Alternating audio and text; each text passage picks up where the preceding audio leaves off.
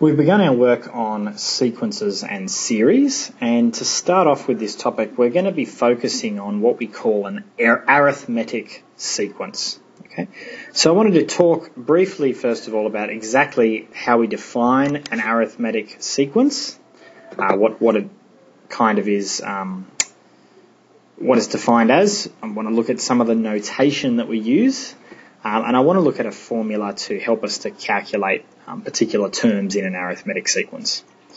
To start off, I've written an arithmetic sequence just here. So the sequence is 2, 5, 8, 11, 14, 17. These numbers follow a pattern, and in this case it's pretty easy to see what the pattern is. It's pretty easy to see that to get the next term in the sequence, we are adding 3 to the previous term. So 2 plus 3 is 5, 5 plus 3 is 8, 8 plus 3 is 11, and so on, up to 14, 17, and the dot dot dot here just tells us that the pattern can continue on in the same manner. Now, this is the definition of an arithmetic sequence.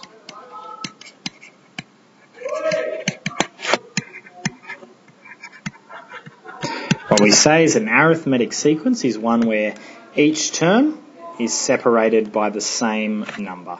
Okay? In this case, it's 3. Adding 3 to each term will give me the next value in the sequence.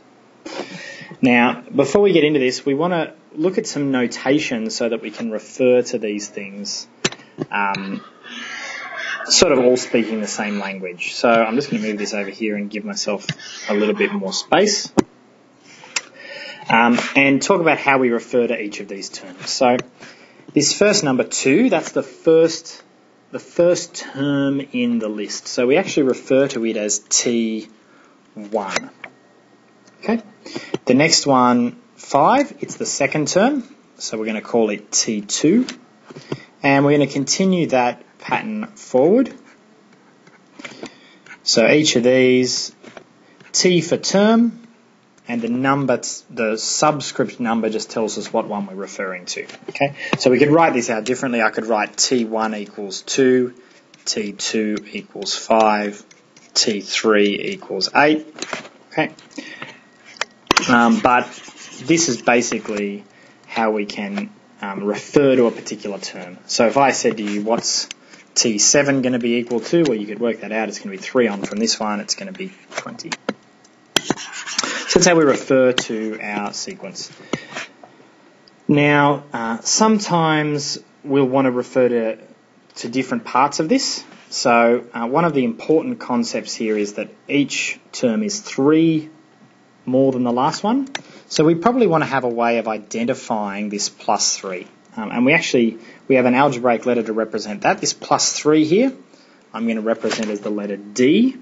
And that D stands for what we call the common difference.